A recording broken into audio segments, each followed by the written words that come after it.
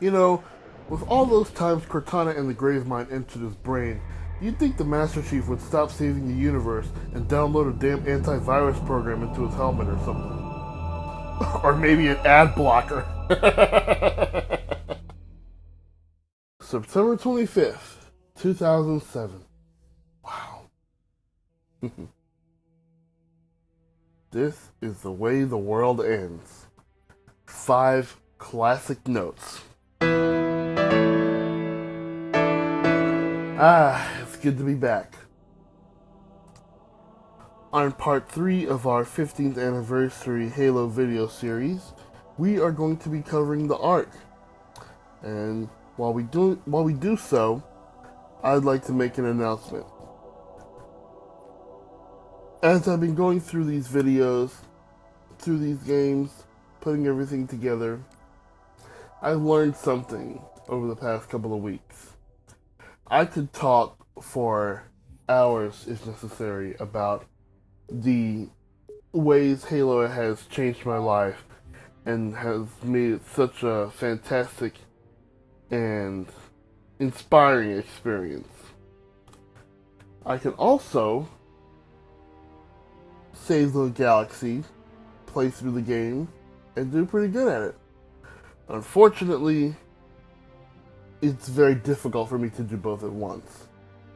A lot of times I find myself either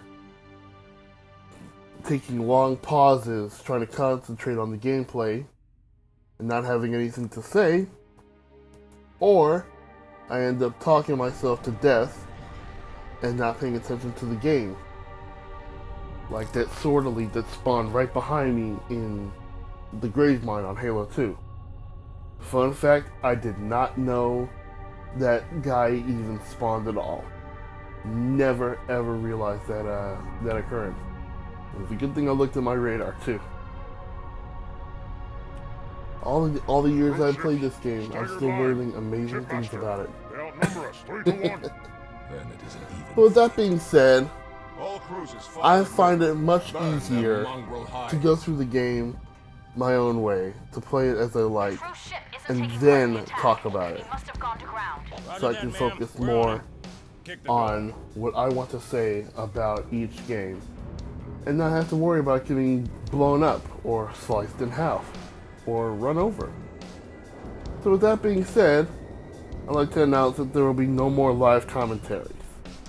I'll be recording the game separately in an earlier time, and then I'll record the voiceover for it later on. So you're still going to be hearing a lot more ums and uhs, since I'm not really that organized. But hopefully it will keep my radio silence, as they call it, to a minimum. This is one of my favorite cutscenes in Halo 3. It's so immersive, especially that shot right there with Johnson and the Pelican. Which all leads out to why I consider the Ark to be my favorite mission.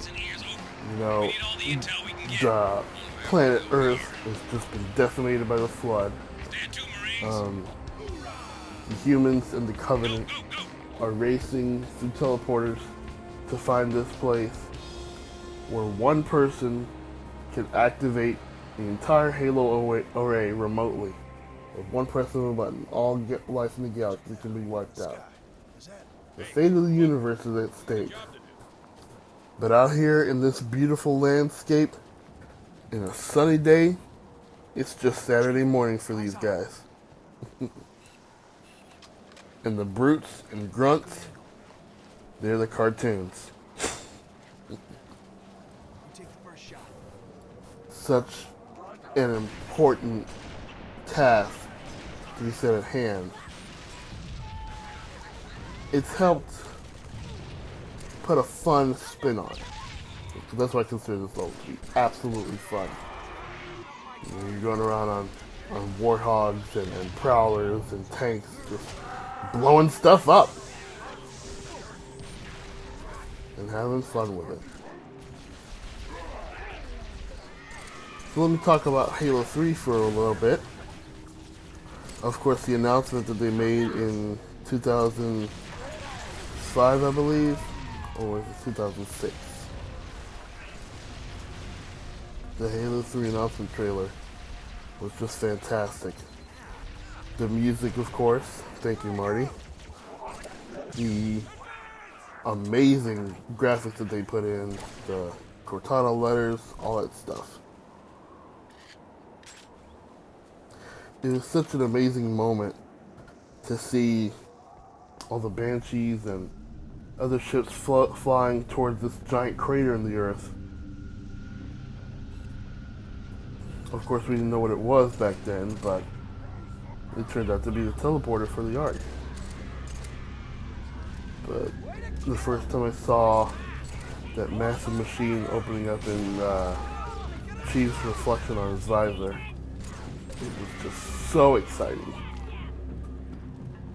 And because of that, I knew from the beginning that nothing this time was going to stop me from getting Halo 3 on day one. As some of my more dedicated listeners remember, from my financial fiasco of Halo 2 back in 2004, I've learned my lessons from the mistake I had made back then. Of course, when 2007 came along, I was old enough now to actually get a job. So I got one of my first jobs back when I was 17, and it had all been uphill from there. I had immediately learned about the beautiful and sweet embrace of direct deposit. All the money that I had earned from my job, every cent of it, went straight to me. There was no middleman. There was no wallet holding. Well, of course I had to keep my wallet, but I didn't have money in there unless I wanted to. I got a nice little ATM card to keep my money safe in a bank. And I made sure that I saved up a lot of money for it. And of course, back then, you know how it is when you're working but you still live at home. You don't have to worry about bills for the time being. So most of your income that you get from a job would be disposable. You can use most, if not all of it, whatever you want. Financial freedom that I've been looking for so long, I finally obtained.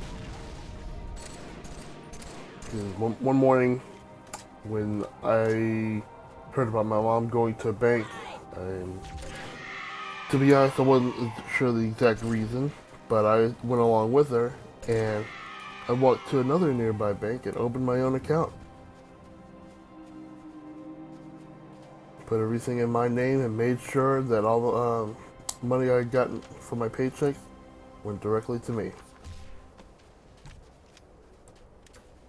One of the first things I did on my bank account, I don't know if some other people out there have this feature, but you can actually nickname your account.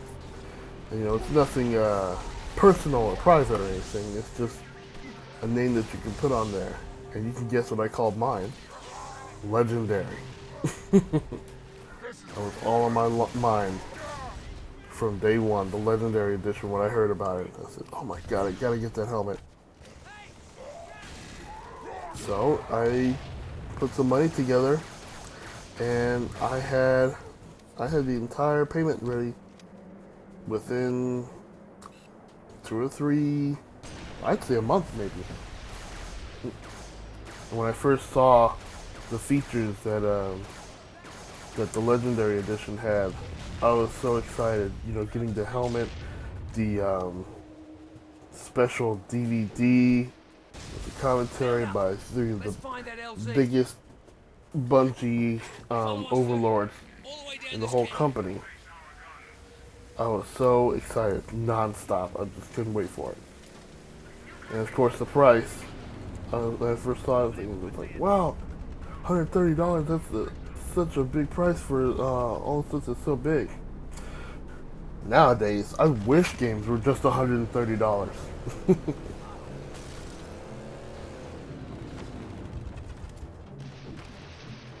When I first went to GameStop, I pre-ordered everything that I needed to, and I made sure to pay in full because I didn't want to have any troubles on September 25th finding about, oh, you have to pay for this amount or whatever. I made sure to pay off everything early. So I can just walk in, get my game, and walk out.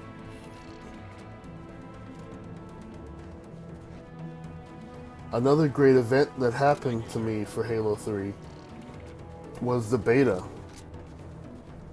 Of course, when Bungie was doing their special beta giveaway, they had that three-pronged giveaway. First was the emails, the second was the online playing 3 hours of Halo 2 between these 3 certain days, and of course, purchasing Crackdown. But I was lucky enough, extremely lucky, to end up getting one of those special emails from Bungie themselves. And it was fantastic. I remember how much fun it was, the beta. Back then, the group I was in, Real Custom Games, I worked in that group as the journalist, as you might call it. I wrote up all the games and events that had taken place through the group. So of course everyone said, "Oh, this is going to be so fitting that Mr. Write-Up is going to be in the beta to write about all the stuff that happens in it." But luckily, since I had a job and I was making good money, I went one step forward, and I bought my very first capture card so that I could actually record his video instead of writing about it. Let me take a brief segue here to get back to the game.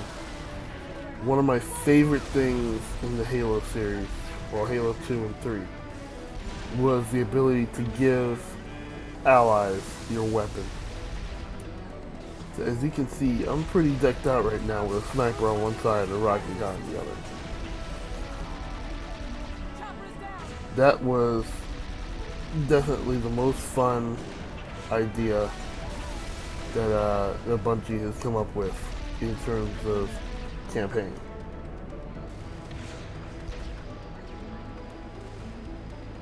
So I would always I always grab good weapons like a rocket launcher or a beam rifle or a fuel rod cannon, and I just give it to them. They have infinite ammo, and they can keep using it until they die or until you take it back from them. So that is definitely one of my biggest positive joys of Halo 3. Just giving the Marines all the power weapons and watching them blast fools like crazy. Anyway, the beta. The beta was so much fun playing on High Ground, Snowbound, Valhalla. The little trick to making the Easter egg, the custom games Easter egg. That was absolutely fun. I got to make my own custom games. I made one that was pretty popular called Speed CTF. It is silly, of course. Most of my games that I'm trying to make are, supposed to be silly, fun little mess around game types. But it actually ended up becoming pretty popular. My most popular, well, I wouldn't call it my most popular, but I definitely loved it the most. A game I made called Stick Nation, where where sticky kills get you a large amount of points. I think it was either 5 or 7, and leader kills They'll give you one extra point so that everyone wouldn't be stuck, ironically, trying to stick each other. I also learned that whole space traveling thing, sneaking out of the map of Valhalla and exploring the massive, seemingly limitless, and oh so incredible skybox of Valhalla. Something that just goes all the way out into space. And it's just so cool.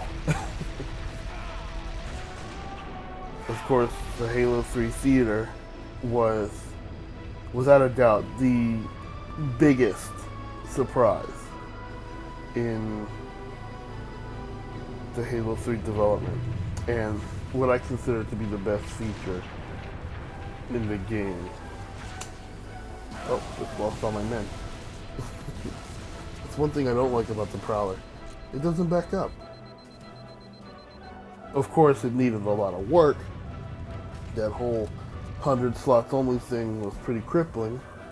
And camping, not being able to rewind, I mean, it's understandable, but it's still a major inconvenience for large videos like the one I have. Anyway, the introduction of theater mode helped take my involvement with the Halo 3 community to the next level. That was when I first created the company, I guess you can call it a foundation, Hold RB to Morph. It was a website I had for a little over 4 years, in which anybody, big clips, small clips, whatever, if you're a professional gamer or if you're just starting out, people could come by, put in their file share, send in their clips, and I would record it for free and send it to them in a nice little folder and all that stuff. Because I always felt that it was just ridiculous and honestly a little selfish for people out there to have good capture cards and charge people just for, literally just for clicking a button and nothing else. So I made my own little website on Google Sites, of course, and I put together a little service for it. And like I said, everything was free. I made sure that all the clips were recorded as quickly as possible. And one of the things I enjoyed most about that website was using the clips that people allowed me to share and putting them into a big community montage. And those ended up becoming pretty popular as well. In fact, Communitage 2 made the Bungie front page, I guess in the community section. Our last video, Communitage 3, was such a huge success. Ended up being, featured virtually everywhere.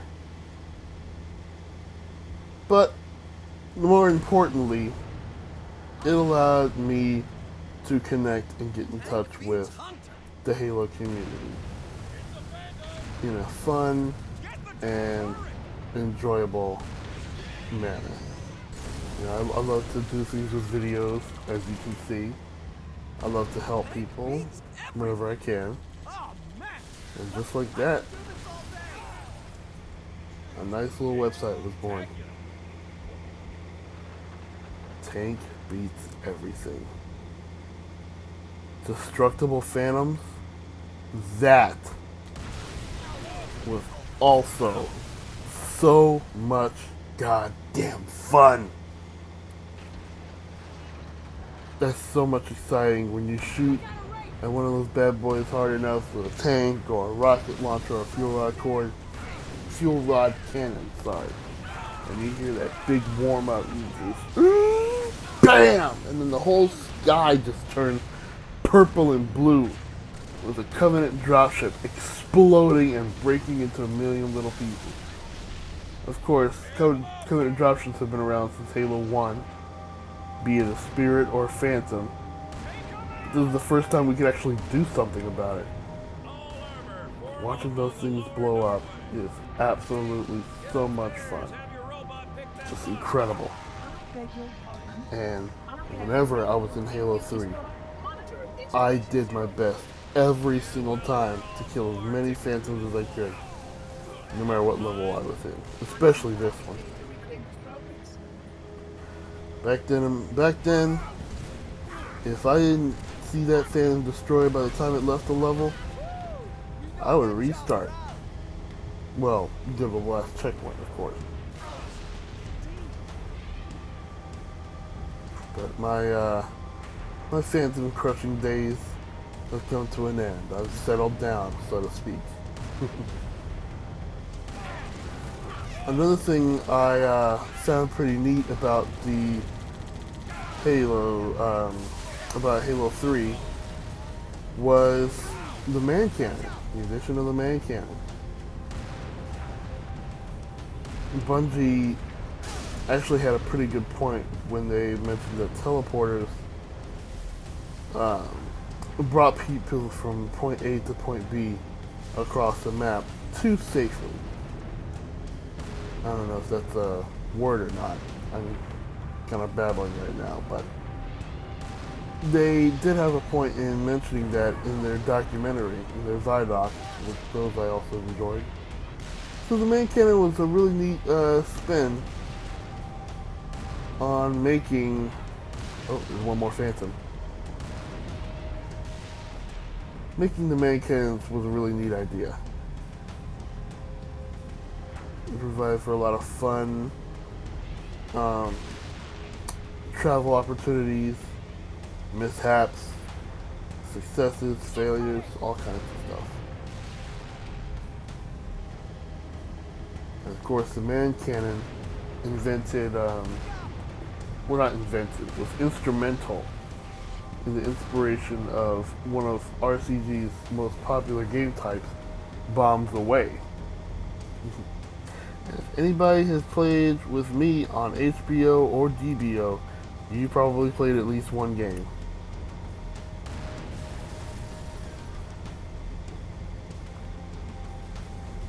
Of course, having a capture card meant I could record clips for myself as well, not just for people who asked for it.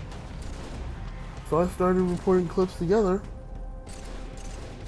and it was quite a long time coming, but I eventually managed to make my own montage, aptly titled The Red Pill.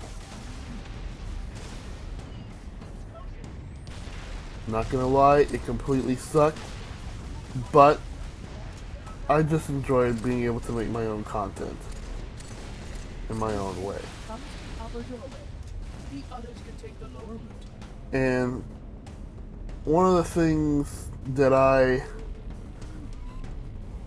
in hindsight, am appreciative of is that, I made sure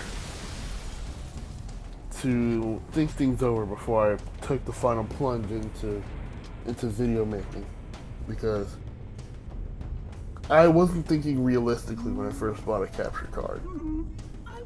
I wanted my first montage to be longer than anyone else's. I actually planned on making a 110-minute movie. Is there some problem, Reclaimer? I know that's completely insane, but I actually had a whole plan. Like one 10 minutes was gonna be dedicated to, ranked matches like Team Slayer and Team Snipers. Another was gonna be dedicated to SWAT, which is one of my favorite game types. Fiesta, outtakes, social gameplay, all kinds of stuff. But I also, to this day, I still don't have 110 minutes worth of footage. So I shortened my montage down considerably, and it ended up with a running time of 17 minutes, 17 and a half. Like I said, it was very poorly received but I honestly didn't care. I was having too much fun with it. The terminals, let me talk about those for a little bit. Those were so much fun to look at in Halo 3, and it expanded on the story so much more than I could imagine. Of course, I hadn't had a chance to get the books yet, so there was much that I hadn't learned about the Halo lore until I got into these terminals. Now, I thought it was a little weird that all the terminals were packed into the last couple of levels of the game, but I guess you can consider that a matter of convenience. Reading about Mendicant Bias and the Librarian, the Didact, and of course Guilty Spark, it was such an expansive experience. Learning about all the things that happened leading up to the first and I guess only Halo firing. And it was a great find learning about those events. Excuse me. Getting back to real world stuff like my capture card. When I first got it, I had no idea how to properly set it up. So for the first, I'd say 6, maybe 9 months, my capture card was recording audio at this insanely high volume.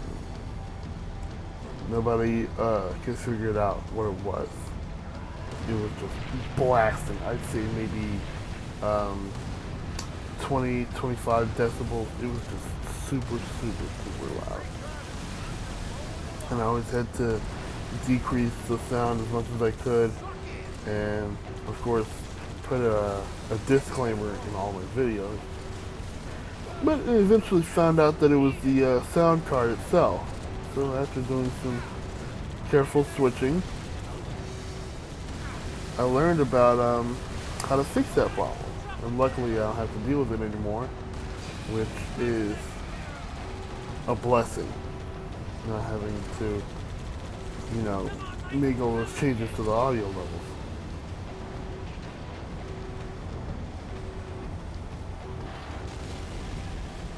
One of...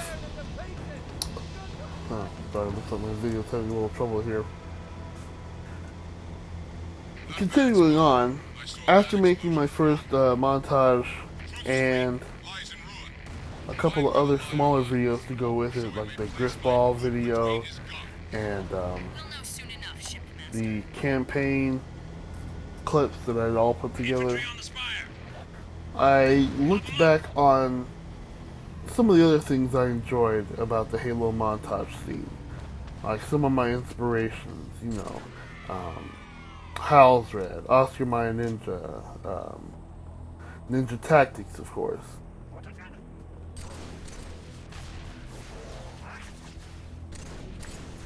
And when I put all those people in my mind together, I thought about it. I said, let me make a tribute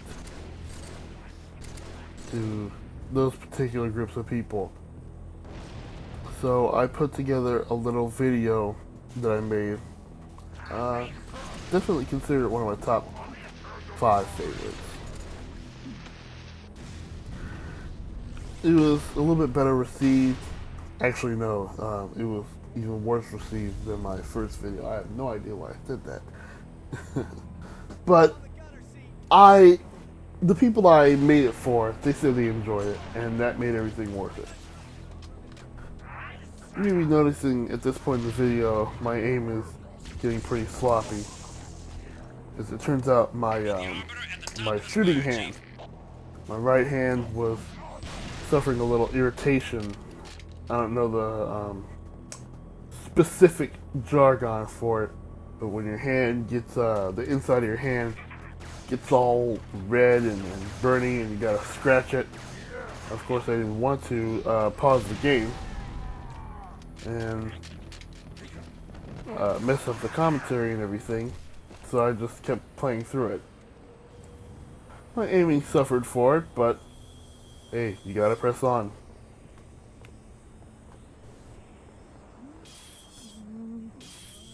Of course, whenever I wasn't shooting, I was just trying to get rid of that burning sensation, that little irritating pain. It seems I've crossed the circuit. Well, let me have a look. Halo 3's visuals are so beautiful. Bungie made a I did not want you to come. surprisingly efficient system of their file gathering. Excellent. You know, it was amazing that they could put together stunning 720p and 1080i pictures and videos, and they only end up being, you know, a few kilobytes or 1 megabyte. I don't think I've ever seen a video higher than maybe the 3 or 4 megabytes in multiplayer. One thing that disappointed me though was the lack of variety in their missions. I remember at one point they were talking about how, you know, playing co-op would unlock more parts of the game and let people play different areas. You know, the more players you had in co-op, the more different routes you could take and different things that you could be doing while the Master Chief and the Arbiter are out completing the main mission. That grip just stuck itself. Anyway, that unfortunately turned out to be just speculation. You know, the only thing that was really different was we're bringing in Covenant elites to fight with you. I mean, well, it was cool and everything, but I really think it would have been a great idea to have co-op players split up and go to another part of the level to take care of their own objectives. Kind of like, you know, in the Covenant where Master Chief and the Arbiter take one tower and the other elites take a second. Johnson's tower, well, you know how that went. But I think it would have been a great idea to have, you know, players 3 and 4 go to that second tower and take it out as well. I mean, they wouldn't really have to show them the cutscene or anything, but I think it would be cool to have adapted to that, to make a little side area just for them. Overall, with Halo 3, though, I find it to be a fantastic game. It's incredible, it's beautiful, it's amazing, and so polished, and it's a lot of fun. We're beyond the rim. 2 to the 18th. I can't believe I'm saying this, considering how badly I've become over the years, but I still consider Halo 3 to have the best multiplayer in the series. But it seems I was mistaken. Everything seemed to be Not at all. balanced. Complete understanding. Finally. Installation 04. You know, there wasn't any 3-shot kill pistols or Strategic facilities. button combos to break the game. Was ever captured? Everything just seemed Can you tell me where we are? fluid. Exactly? Here. The colors, everything was so vibrant. The medals looked amazing. The meddler has triggered a barrier, a defensive perimeter around the arms Maps, core. maps were fun. Pit, Construct, the one this is based off of. The barrier will be difficult to disable.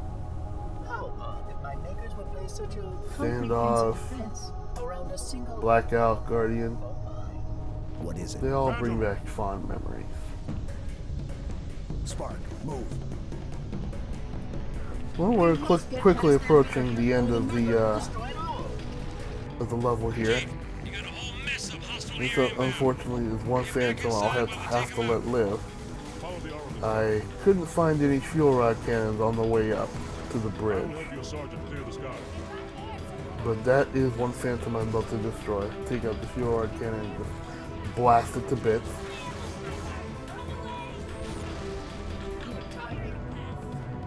Having the skulls in Halo 3, those were fun too.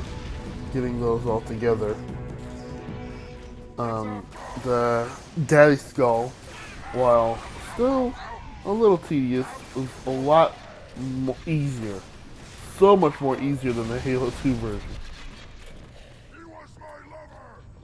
And of course, it's perfect for situations like that.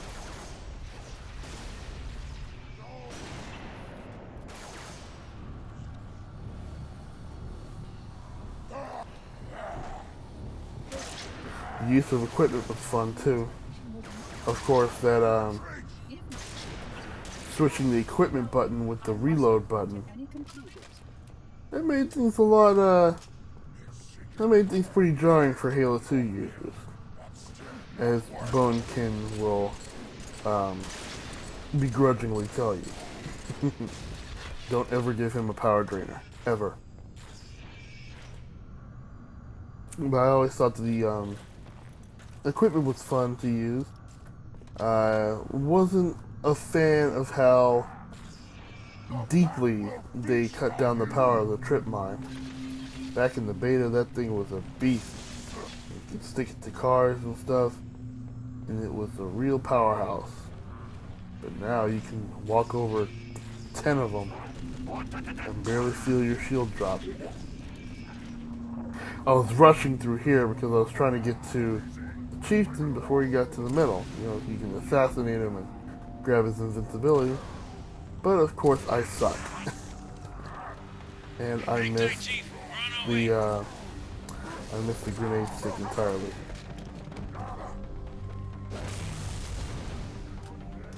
Let me apologize in advance. My video seems to be a little choppy for some reason. Or I guess no reason. One good way to take care of the chieftain pretty quickly are those firebolt grenades.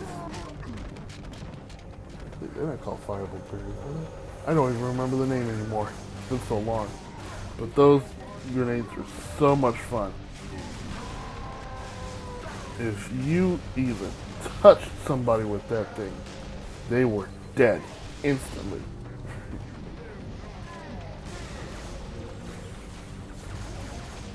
And that's why they were so much fun to use. Even the big baddies like the chieftains and the hunters, they would all fall so fast. When you soak one of those bad boys with a nice toasty flame.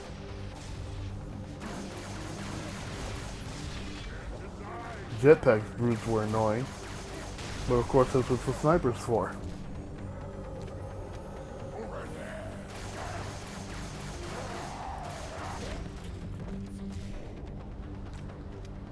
But yeah, Halo 3 was definitely one of the most fulfilling experiences I've had. From cheering in joy watching the announcement trailer, to the fun and excitement of the beta, to pre-ordering my very first game at GameStop, to the long and torturous wait sitting outside Commander. for 5 or 6 hours, to bringing the copy home and taking a day off of work, a very special day off of work, to put Halo 3 in for the first time, and on the first day.